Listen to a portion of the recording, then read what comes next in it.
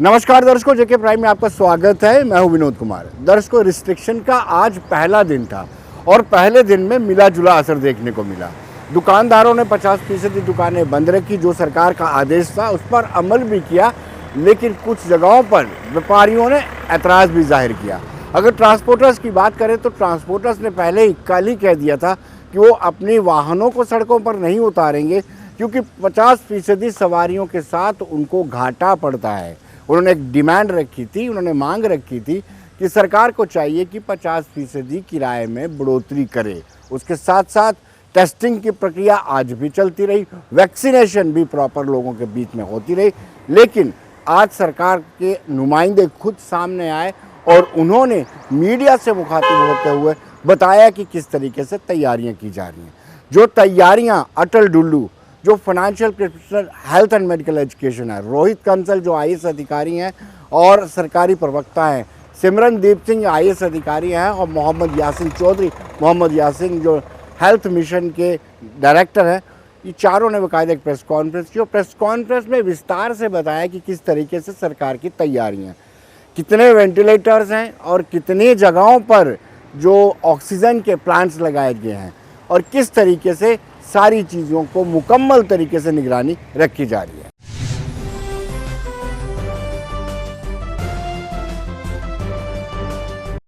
तो मैं कहूँगा ये चैलेंजिंग है या चुनौतीपूर्ण है, क्योंकि हमारे केसेस जो हैं ये रैपिडली बढ़ रहे हैं।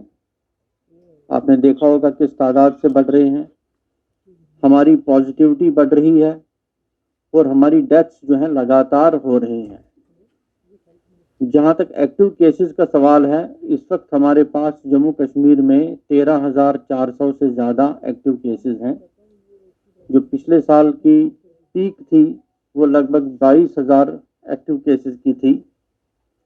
रिकवरी रेट हमारा 89.6% है। मॉर्टेलिटी अगर देखेंगे, फैटेलिटी, तो पिछले साल जो का अगर जोड़कर देखें क्यूमुलेटिव बेसिस पर, तो फैटेलिटी 1.38% थी। लेकिन अगर अप्रैल के महीने में हम देखें इस साल, तो 77 डेथ्स हो गई हैं अप्रैल में, और फैटेलिटी जो है ये 0.4% है। पॉजिटिविटी जहां तक सवाल है, तो हमारी अप्रैल में पॉजिटिविटी 2.5% है, जो पिछले साल की क्यूमुलेटिव पॉजिटिविटी से ज़्यादा है। टेस्ट करें उतने ज़्यादा पॉजिटिव केसेस को हम आइसोलेट कर सकते हैं और इन्फेक्शन को फैलने से बचा सकते हैं। तो ये पहली स्ट्रैटेजी है। दूसरी स्ट्रैटेजी है कंटेनमेंट, कॉन्टैक्ट ट्रेसिंग, सर्वेलेंस, ये इसमें आते हैं। तो इसके बारे में मैं समझाऊंगा कि हम क्या कर रहे हैं। तीसरी स्ट्रैटेजी है आइसोलेशन एंड ट्रीटमेंट।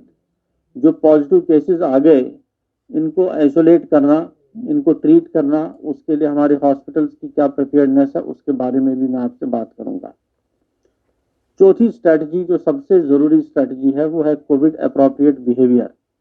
किस तरीके से हम हमारा पब्लिक का रिस्पॉन्स इस कोविड को कैसा है, कि कैसे हम मास्क पहनना, 2 गज की दूरी, जो कोविड अप्रोप्रिएट बिहेवियर है, इसको फॉलो कर रहे हैं। और पांचवी स्ट्रैटेजी है वैक्सीनेशन। वैक्सीन इस बार हमारे पास है, तो वैक्सीनेशन का काम भी चल रहा है।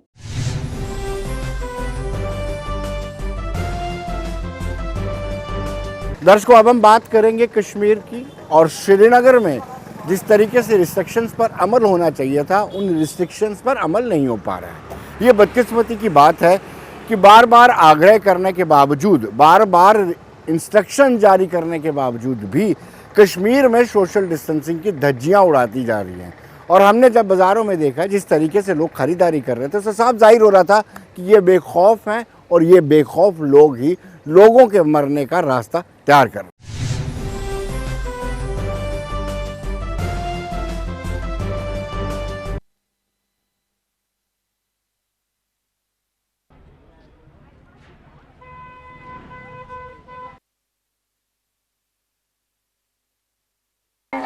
कि वो सोशल डिस्टेंस हो सके।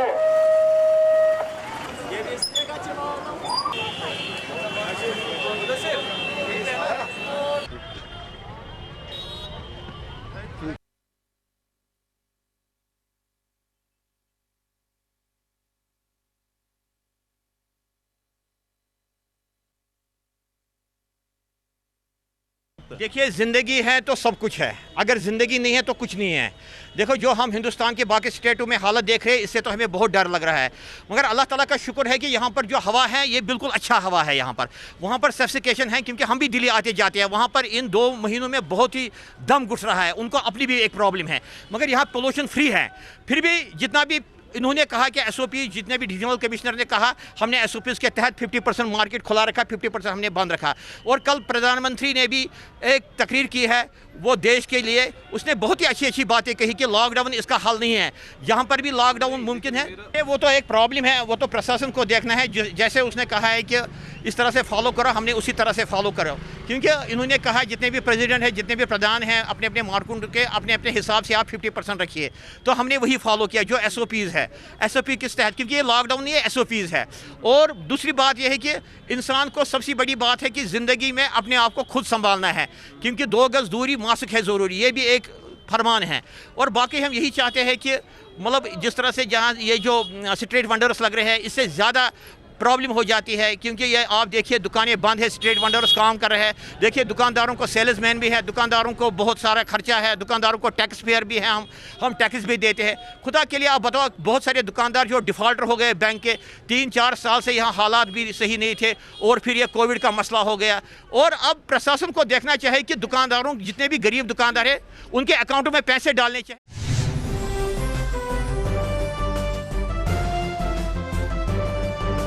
दर्शकों, काजी कुंड में सेना की तरफ से एक अभियान चलाया गया। सैनिकों ने मिलकर के, हेल्थ डिपार्टमेंट के साथ मिलकर के वहाँ पे लोगों को जागरूक तो किया ही किया, साथ में लोगों को फ्री ऑफ कॉस्ट में साबुन और मास्क भी बांटे। यानी सेना सरहदों की रक्षा करती है, सेना आतंकवाद से लोहा लेती है, और सेना सामाजिक काम भी करती है।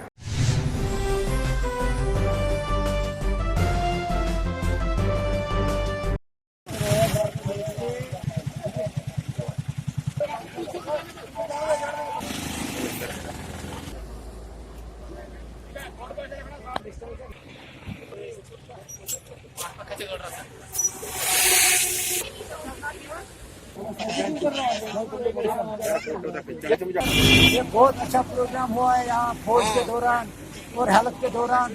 हमें बहुत खुशी हुई। हम 2 किलोमीटर से आए इधर, हमने अपना टेस्ट इधर कराना, मास्क लिया, बहुत खुश हो गए हम सर। ये सर फौज और हेल्थ डिपार्टमेंट से इधर हुआ है, इसलिए हम बहुत खुश हैं हम सर, इसलिए हम इधर आए। जी, मेरा कहना यह है कि जो इंडियन आर्मी हम लोगों के लिए फ्री में मास्क और ये साबुन दे रहा है, और हम लोग को फ्री में कोविड-19 का टेस्ट करा रहा है। जी, ये स्वास्थ्य कर्मी और ये जो इंडियन आर्मी है वो करा रहे हैं।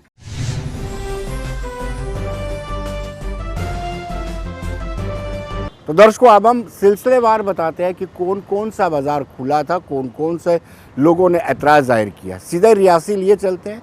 रियासी में कुछ लोगों ने एतराज़ जाहिर किया। उन्होंने कहा कि 50% या अल्टरनेट डेज नहीं, पूरा बाज़ार बंद होना चाहिए, एक दिन खुलना चाहिए, एक दिन बंद होना चाहिए। लोगों ने अपनी प्रतिक्रिया भी जाहिर की, और डिप्टी कमिश्नर ने भी स्पष्ट शब्दों में कह दिया कि जो सोशल डिस्टेंसिंग को फॉलो नहीं करेगा, जो नियमों का उल्लंघन करेगा, उसके खिलाफ सख्त कार्रवाई होगी।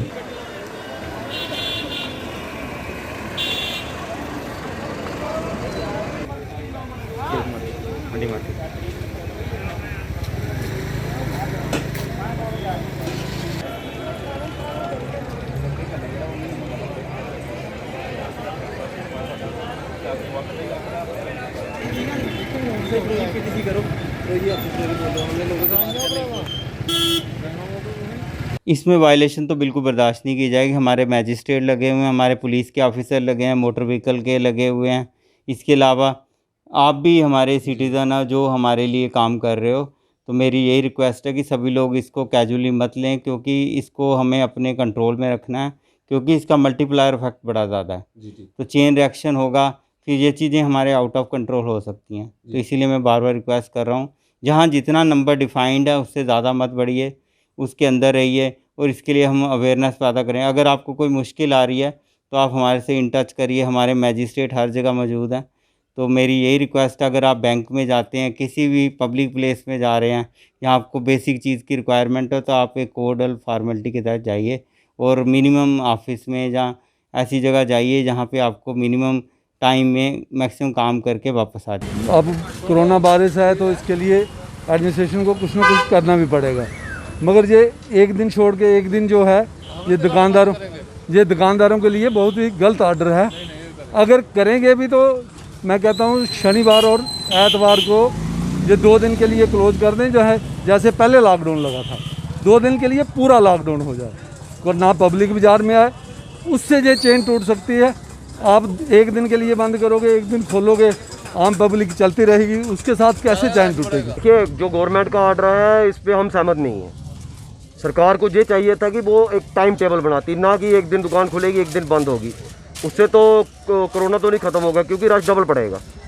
क्योंकि आपको पता है आगे ईद भी आने वाली है, साथ में शादियों का सीज़न है, लोगों को ज़रूरत है, लोग तो बाजार आएंगे, वो चाहे 1 दिन छोड़ के अगले दिन आएंगे, उसी संख्या में आएंगे। सरकार को चाहिए कि सुबह 10 से लेके 6 बजे तक मार्केट का टाइम कर दे। बहुत बहुत शुक्रिया जी। मेरा नाम मुंशी राम है, तहसीलदार हूँ यहाँ रियासी। तो अब ये सेकंड वेव जो है कोरोना की अब ज़्यादा जोरों पर दिख रही है, इसलिए सरकार ने जो अहकाम जारी किए हैं उसको इम्प्लीमेंट करने के लिए मैं अभी पूरे शहर में चक्कर मार के आया। मैंने देखा लोग कहीं ना कहीं इसका वो कर रहे हैं, मास्क वगैरह लोगों ने पहने हैं। अभी सोशल डिस्टेंसिंग में थोड़ा फ़र्क है, उसके लिए भी हम कल से बहुत ज़बरदस्त एक ड्राइव चला रहे हैं, लोगों को फ़ाइन वगैरह करेंगे। अवेयरनेस करते तो आज 3-4 दिन हमें हो ही गए हैं। तो इस वक्त मार्केट के लिए ये है भाई, ये मंडे, वेडनेसडे और फ्राइडे को खुलेगी। और मैं समझता हूँ कि जो कल 4:30 बजे के करीब हमारी बैठक हुई डीसी साहब से, और हर दुकानदार जो है वो वहाँ पे गया था। हलवाई वाले गए थे, किराने वाले गए थे, मंडारी वाले गए थे, और 2-3 गए थे दुकानदार। वो उन्होंने कहा था कि 50% जो है आप रियासी शहर को बंद करेंगे, लेकिन हमने यही फैसला उनको सुनाया कि 50% रियासी चलने वाला नहीं है, क्योंकि ये जम्मू शहर नहीं है कि 50% चलाओगे 50% बंद करोगे। तो उन्होंने कहा कि आप ऐसा कीजिए, एक लेफ्ट और राइट का बना दीजिए, 1 दिन वो खुलेगा 1 दिन वो खुलेगा। वो भी चलने वाला जहाँ पे नहीं था, लेकिन हमने उनको यही कहा था कि आप ऐसे कीजिए, सुबह 9 बजे से लेकर शाम को 7 बजे तक दुकानें खोल दीजिए, उसके बाद आप बंद करा देंगे बाजार।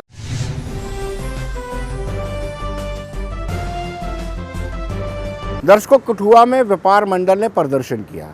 उनका ये कहना था कि पहले से भी जो कोविड-19 2020 में पीक पर था, उस दौरान भी दुकानें नहीं खोली गई थी। दुकानें नहीं खोलने से बड़ा सारा नुकसान उनको उठाना पड़ा था।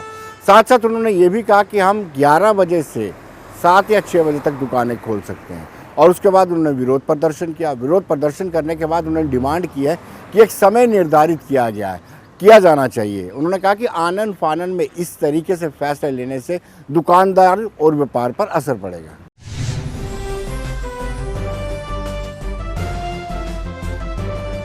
और फर्नीचर शॉप ये सोमवार, बुधवार और शुक्रवार खुलेगी।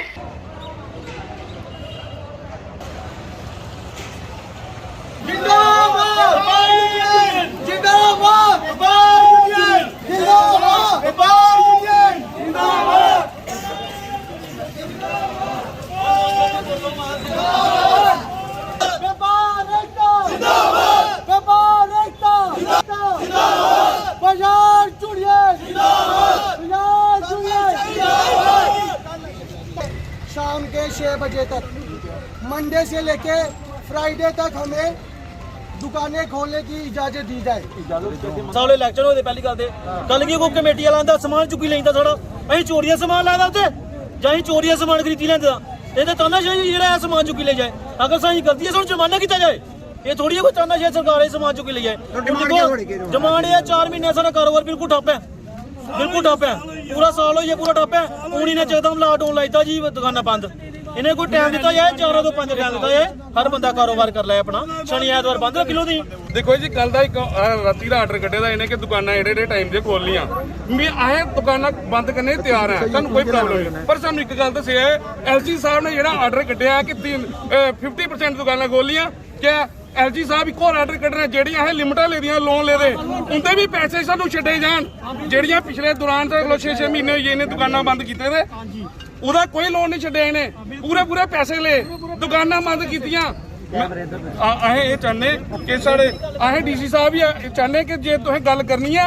तो गल इहदे बारे करो कि दुकानदार बचन कि'यां पंच बने दे ने है कुत्थों दे ने इन्हें बनाया कदों 1998 जिल्लै इलेक्शन होया उसलै सानू पता इलेक्शन कि'यां उसलै कोई ना बलदेव राय बने प्रेसिडेंट ਉਹਦਾ ਕੋਈ ਨਾ ਬਣਿਆ ਉਹਦੇ ਬਾਅਦ ਇਲੈਕਸ਼ਨ ਇਹ ਆਪਣੇ ਤਰਫਾ ਪ੍ਰੈਜ਼ੀਡੈਂਟ ਬਣੀ ਚੱਲ ਪਉਂਦੇ ਅਸੀਂ ਪ੍ਰੈਜ਼ੀਡੈਂਟ ਨਹੀਂ ਅਸੀਂ ਹੋਈ ਕਿੰਨੀ ਦੁਕਾਨਾਂ ਡਿਮਾਂਡ ਕੀ ਹੈ ਤੁਸੀਂ ਸਾਡੀ ਡਿਮਾਂਡ ਇਹ ਹੈ ਸਾਰੇ ਭਾਈ ਦੁਕਾਨਦਾਰੇ ਦੀ ਜਿਹੜੀ ਗੱਲ ਮੰਨੀ ਜਾਏ ਦੁਕਾਨਦਾਰਾਂ ਪਰ ਇੱਕ ਬੋਝ ਸੁੱਟ ਦਿੰਦੇ ਹਰ ਵੇਲੇ ਆਈ ਹੈ ਮਹਾਰਾਜ ਦੁਕਾਨਾਂ ਬੰਦ ਕਰਦੇ ਜੋ ਅਗਰ ਅਸੀਂ ਪਹਿਲਾਂ ਨਹੀਂ ਪਿਛਲੇ ਸਾਲ ਸਾਥ ਦਿੱਤਾ ਇਹਦਾ ਵਪਾਰ ਮੰਡਲ ਤਾਂ ਨਹੀਂ ਸਾਥ ਦਿੱਤਾ ਜਿਹਨੇ ਇਹਨੇ ਆਖਿਆ ਵੀ ਲੋਕੀ ਮਦਦ ਕਰਨੀ ਮਦਦ ਕੀਤੀ ਸਭ ਕੁਝ ਕੀਤਾ ਇੰਟਰਸਟ ਜਿਹੜੇ ਬਿਜਲੀ ਦੇ ਕਿਰਾਏ ਨੇ ਦੂਆ ਤਰੀਆ ਆਏ ਦੇ ਕਰਦੇ ਆਣੇ ਸਾਨੂੰ ਬੈਂਕ ਛੱਡਦਾ ਇੱਕ ਪੈਸਾ ਵੀ ਇੱਕ ਚੁਆਨੀ ਨਹੀਂ ਛੱਡਦਾ ਸਾਨੂੰ ਅਸੀਂ ਤਾਂ ਪੂਰਾ ਸਾਥ ਦਿੰਦੇ ਆ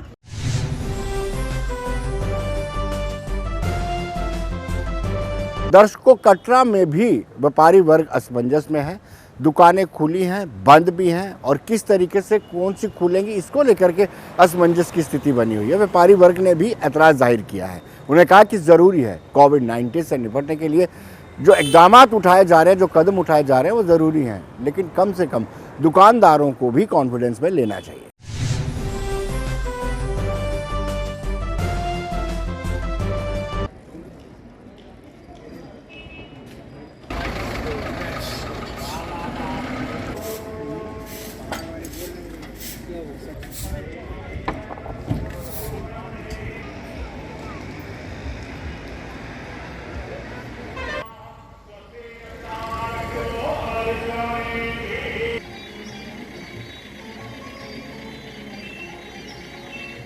देखिए पहले तो हम ये जो ऑर्डर निकला है इसका हम वेलकम करते हैं लेकिन एक इसमें दुख वाली ये बात है कि ये जो इन्होंने कहा कि जो 50% दुकानें खुलेंगी और 50% बंद रहेंगी इसमें काफ़ी सारी दिक्कत है कि 50% पहले नंबर तो कौन सी वाली खुलेंगी और यहाँ कटरा में आपको पता है यहाँ यात्रा स्टेशन है और यहाँ काफ़ी सारी ऐसी प्रॉब्लमें आएंगी लेकिन आपको पता है कि पिछले दिनों में जब यहाँ कोरोना महामारी आई तो उस टाइम भी गवर्नमेंट ने हमारी कोई मदद नहीं की जिससे आपको पता है कि चाहे वो ड्राई फ्रूट वाले हों चाहे वो ज्वेलरी वाले हों चाहे अलग अलग तरीके के और हमारे को जो बिजली का किराया है वो प्रॉपर जो हमारी दुकानें बंद थी तो तब भी पूरा आया लेकिन जैसे अभी बिजली डिपार्टमेंट हो गया चाहे वो बैंकों की किस्तें हो गई ये प्रॉपर सारा उस तरीके का ही है लेकिन हमें इन्होंने जो 50 निकाला हुआ ऑर्डर निकाला कि 50% दुकानें बंद रहीं तो मेरी यही इनसे वो है कि ये हमारे जो व्यापार मंडल के काफ़ी सारे जो प्रेसिडेंट हैं जो यहाँ कटरा में काउंसलर हैं और जो अलग अलग डिपार्टमेंट से लोग हैं उनसे साथ एक मिलके बैठक की जाए और अच्छा सा एक हल निकाला जाए कि किस तरीके का ये लॉकडाउन रहेगा।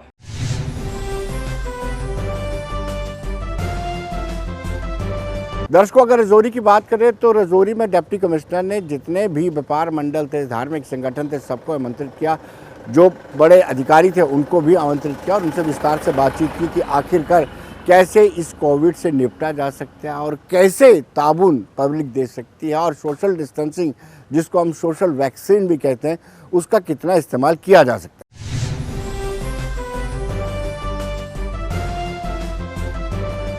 जो शेयर है बिजनेस वाले तुम्हारा वहां से आ रहा है sir one suggestion from my side कि सर अगर हम ये जो थोड़ा सा अभी रिलैक्स करते हैं ठीक है तो बात बताओ और इसके अलावा भी बताओ ठीक सोचा हमने ठीक है ना रजौरी के लिए गाड़ियां आती हैं हमारी सर उनकी हम टाइमिंग रखें कि सुबह वो जो ट्रक तक चलेगी 12 के बाद ना वहां से कोई आ पाएगा व्हीकल्स के बारे में बताना भूल गया वो कैपेसिटी 50% राइट अगर किसी का अभी डालो एसओपी थोड़ा सा अभी रिलैक्स करते हैं ठीक है तो बात बताओ और इसके अलावा भी बताओ ठीक सोचा हमने ठीक है ना सबसे पहले कि थैंक यू कि आज आपने भी कोई भी ऑर्डर इंप्लीमेंट करने से पहले व्यापारी वर्ग की राय दी सर एक यही है कि जैसे जनता यहाँ की कोऑपरेट करती है एडमिनिस्ट्रेशन के साथ शाना बिशाना रहती है वैसे ही इस बार मैं एक्सपेक्ट कर रहा हूँ कि पब्लिक इस बार फिर ये सेकंड फेज जो कोविड का आया है पूरी तरह से इस जंग को लड़ने के लिए एडमिनिस्ट्रेशन के साथ रहेंगे पूरा ताउन देंगे और ये सेल्फ कोड जो है इसके अंदर इसको अडॉप्ट करेंगे। गाँव के लोगों से के लिए मुझे ये अपील है कि जिसका नेगेटिव रिपोर्ट होगा वो अर्बन एरिया में आए, जिसने वैक्सीनेशन करवाया होगा 45 के अबव वही अर्बन एरिया में आ सकता है। बगैर वैक्सीनेशन के, बगैर कोविड के नेगेटिव रिपोर्ट लिए हुए कोई भी अर्बन एरिया में आने की जरूरत नहीं है।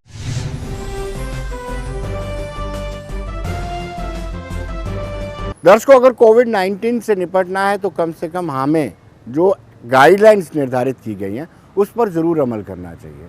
लेकिन बदकिस्मती की बात है कि गाइडलाइंस की अवहेलना हो रही है, उनको वायलेट किया जा रहा है। शायद यही कारण है कि सरकार को भी सख्ती करनी पड़ रही है।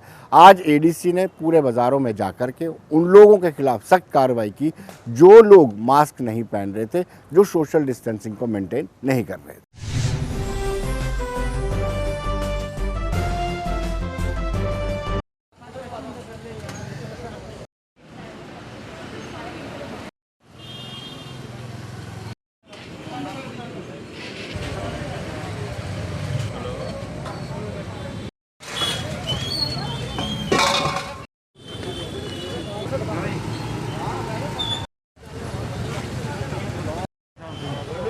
घनश्याम सिंह।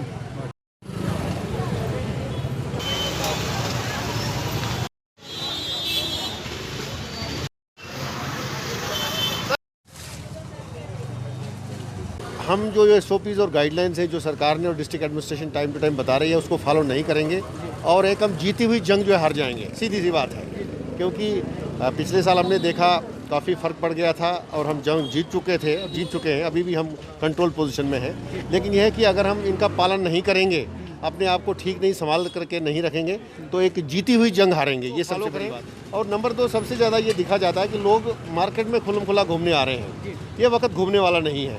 ठीक है, इमरजेंसीज रहती हैं, ओनली मेडिकल जो इमरजेंसीज हैं, जो एक्सट्रीम नेचर की, जो अवॉइडेबल नहीं है या कोई और दूसरी इमरजेंसी है, अदरवाइज़ लोग जो है अपनी जो विजिट्स हैं, जैसे देखा जा रहा है मार्केट में रश है, भीड़ है, जैसे ठीक है नवरात्रा से लोग आए, लेकिन लोगों को जीरो आउट कर देनी चाहिए। अनलेस उन्हीं मेडिकल इमरजेंसीज के लोग बाहर आएँ, इतने लोग फ्रीक्वेंटली नहीं आएँ।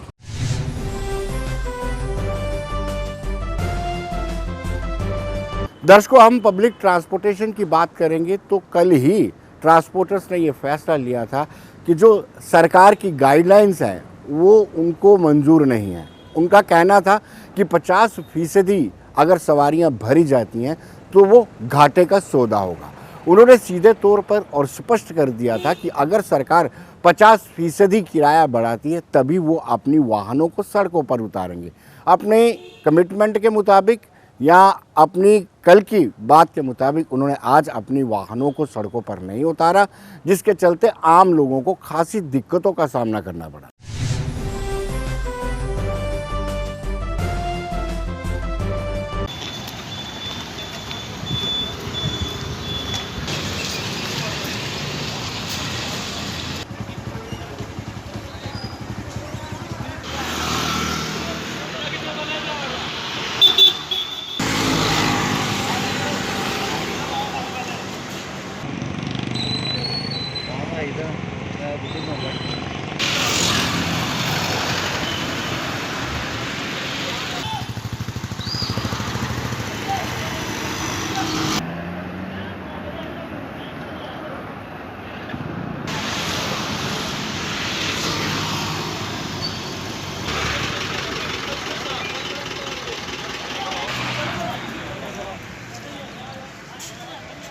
अभी प्रॉब्लम तो आ रही, जाने आने में बहुत तकलीफ हो रही है। अब ऑटो का किराया तो हम लोग एफोर्ड नहीं कर सकते, हम लोग आम आदमी हैं, और बस वाले बोलते हैं कि बोले सवारी नहीं मिलेगी तो हम कैसे जाएंगे।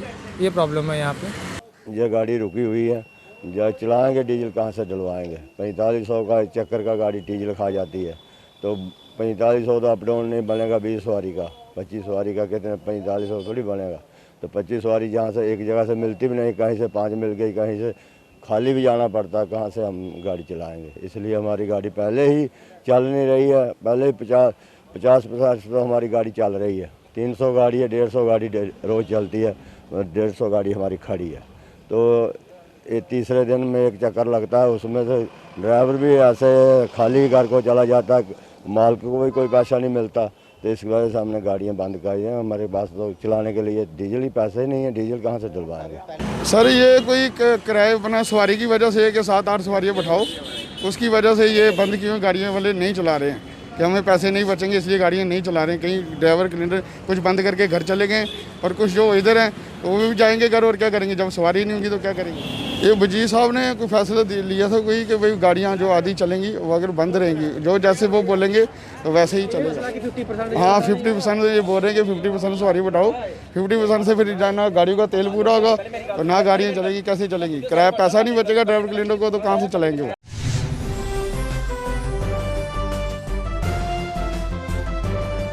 दर्शकों, फिलहाल टैक्सी ऑपरेटर्स इन ट्रांसपोर्टर्स के साथ नहीं हैं। उनका कहना है कि उन्होंने हाल ही में अपने जो ड्यूज़ थे वो भरे हैं और ऐसे में इस वक्त हड़ताल में शामिल होना उनके हित में नहीं है। उन्होंने कहा कि उनकी जो वाहन होती है, एक एक परिवार उसमें आता है टैक्सी में, वो सैनिटाइज होता है, इसमें कोई दिक्कत की बात नहीं है।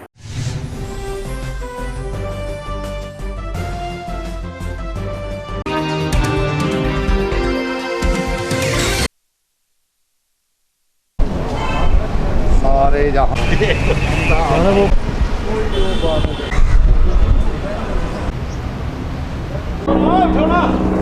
परेशान है वो सरकार हमारे बारे में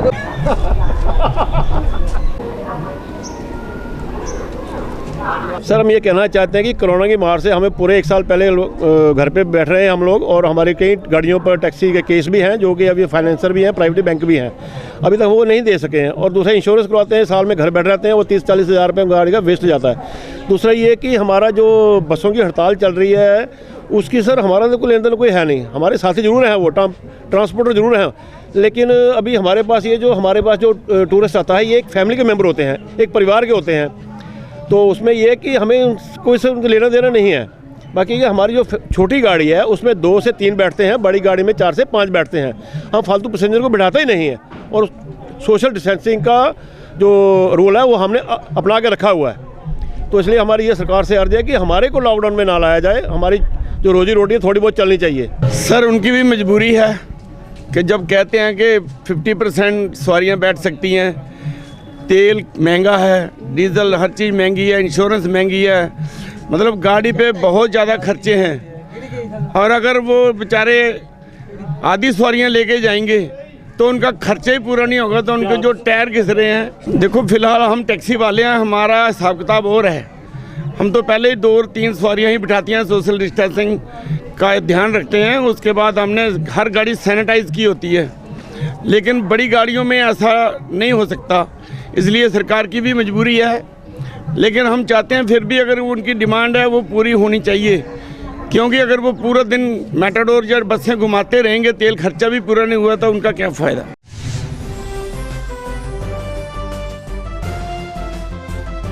तो दर्शकों, बने रहिए देश दुनिया की खबरों के लिए और मुझे दीजिए इजाज़त। नमस्कार।